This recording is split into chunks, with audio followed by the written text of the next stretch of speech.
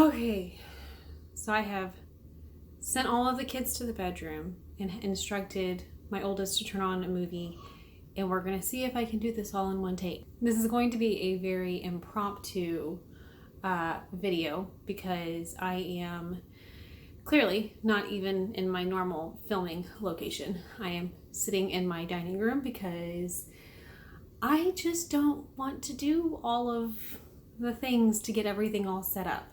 So here we are, and I want to have just a little chat. I've got my coffee. We're just gonna have a chat and just gonna see how this goes. So if you're new around here, my name is Brittany. I will be 32 weeks pregnant tomorrow with baby number 4. So I kind of wanted to just sit down and have a talk, just a little chat with all of the mamas out there, especially the soon-to-be mamas, because I feel like the longer that time goes on after we have babies, that we forget some of these things. It's like as soon as we meet that baby, it's like, okay, it was all worth it. And it is, don't get me wrong, it's all worth it whenever they get here. But we do block out a lot of it. I think that's kind of what plays into this whole thing that I'm going to talk about today. I feel like there is such a lot of pressure put on pregnant mothers that we are not supposed to complain. That if we complain, then we're not grateful. There are women out there who would give anything to be able to get pregnant and to have their own children.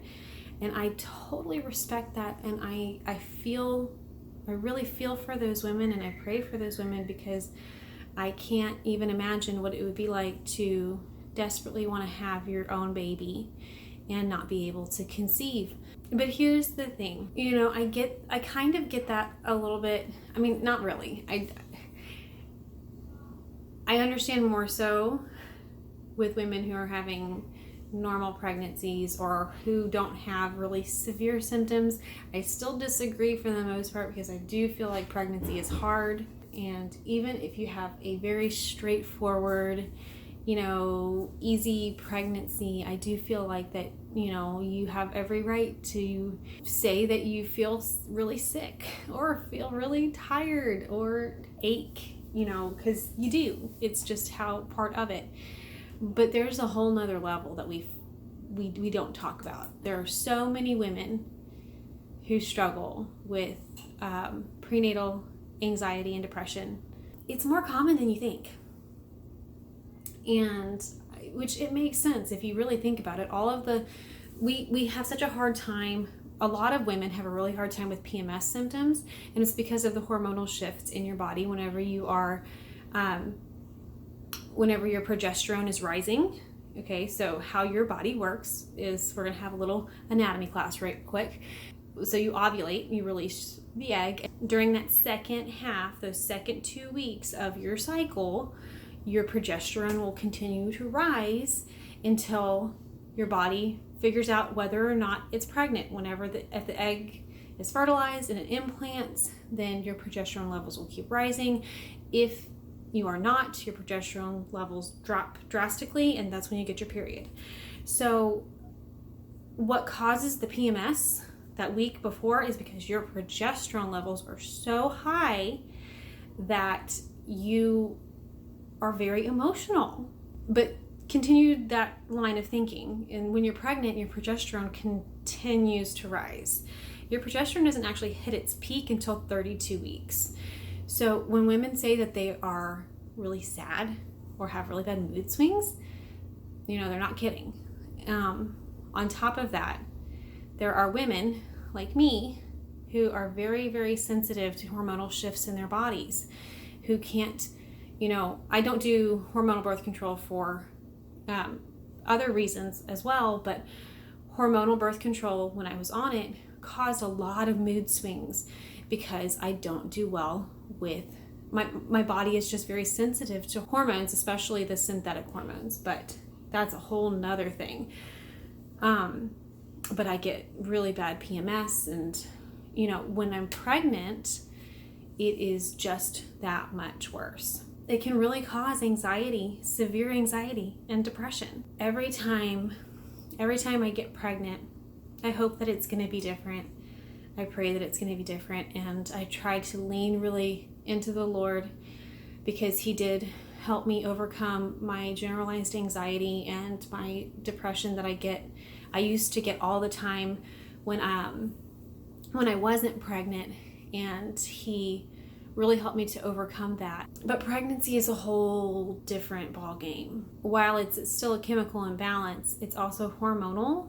And because your hormones are off, there's just nothing you can do about it. I have been trying to put on, the brave face and just smile and say, oh no, I'm fine, it's fine. But guys, I'm not fine. It's not fine. I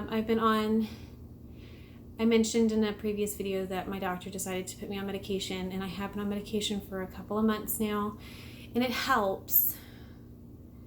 And the vitamins help and the supplements help, but I still have those moments, and they're pretty much daily, where I feel like I can't breathe, and it's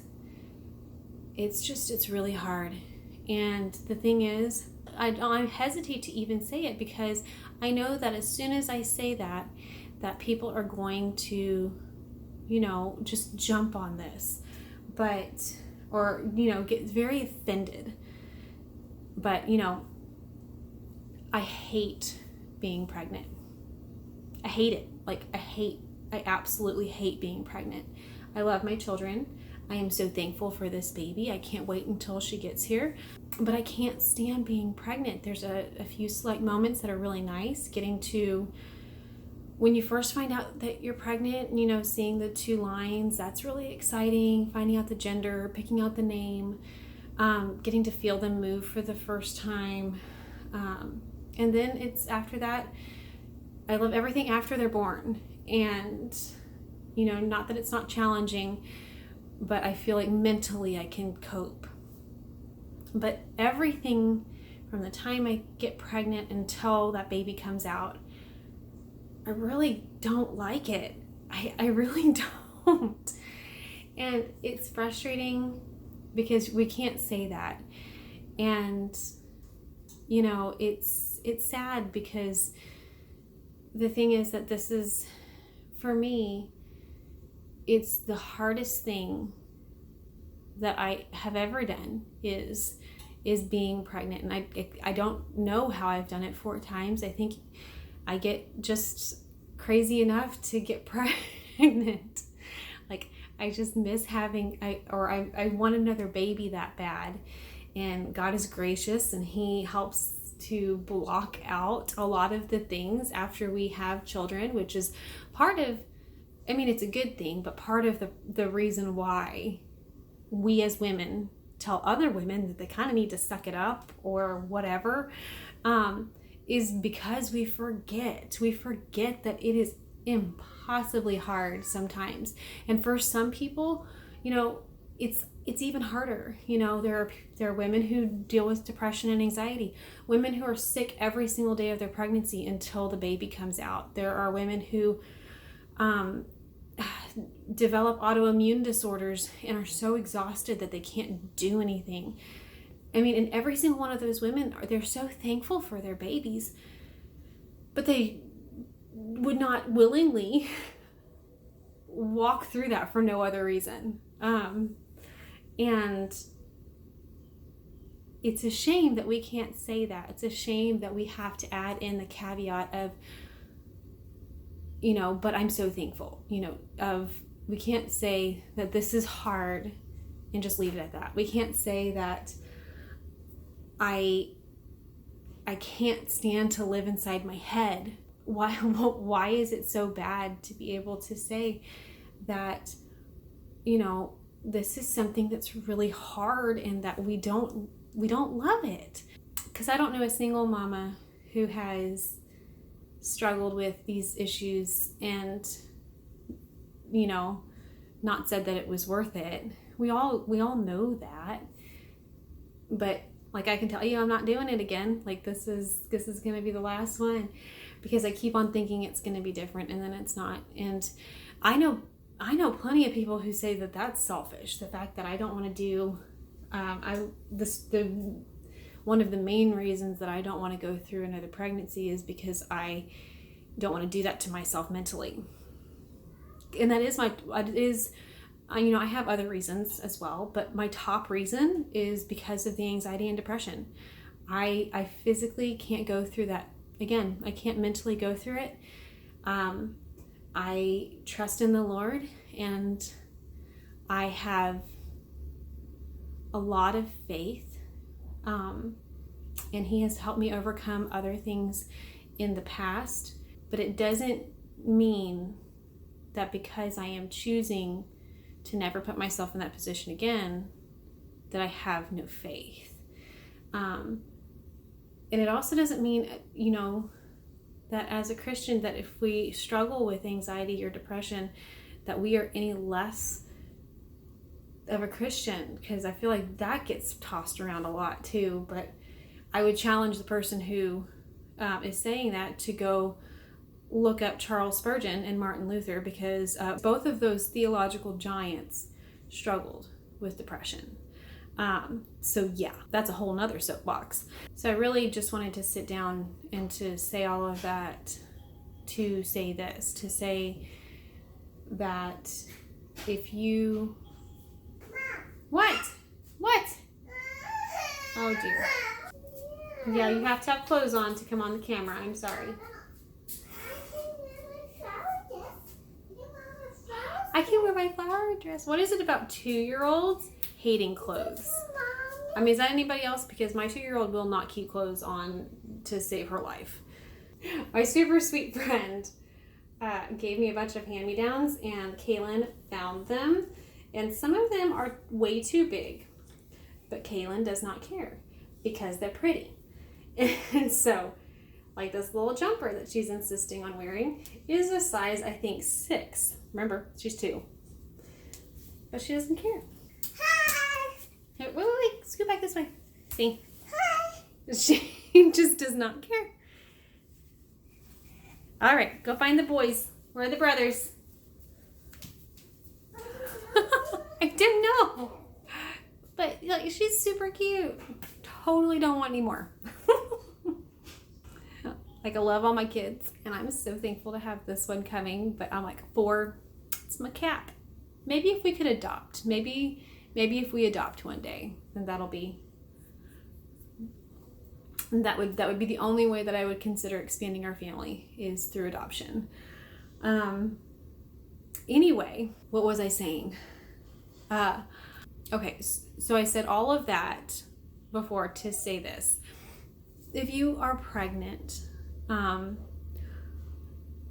and you struggle severely with anxiety or depression or anything else that makes pregnancy extremely, extremely hard for you, don't feel like you have to absolutely love your pregnancy or even like it at all in order to love your baby. That it doesn't make you a bad mom because you hate being pregnant. And just know that there are some of us out there who know what you're going through, and that we see you, and that you are a rock star. And you can get through these couple of months, even if it's just by the skin of your teeth. Because that's kind of where I'm at. I'm like, I can't imagine doing this for 8 more weeks. But I mean, I have to. There is no other option. Not super happy about it. Kaylin's trying to vacuum the tile with her toy vacuum. That's the noise that you hear. So I think I'm gonna have to close it here. I'm hoping that some of this was somewhat helpful or encouraging. And if you hate me because of it, then that's okay. I still love you. And yeah, I'm gonna close it here because it's getting way too loud because kids are like getting tired of being kept in the bedroom. I was running by him, but he goes faster than my speed. Okay. Okay.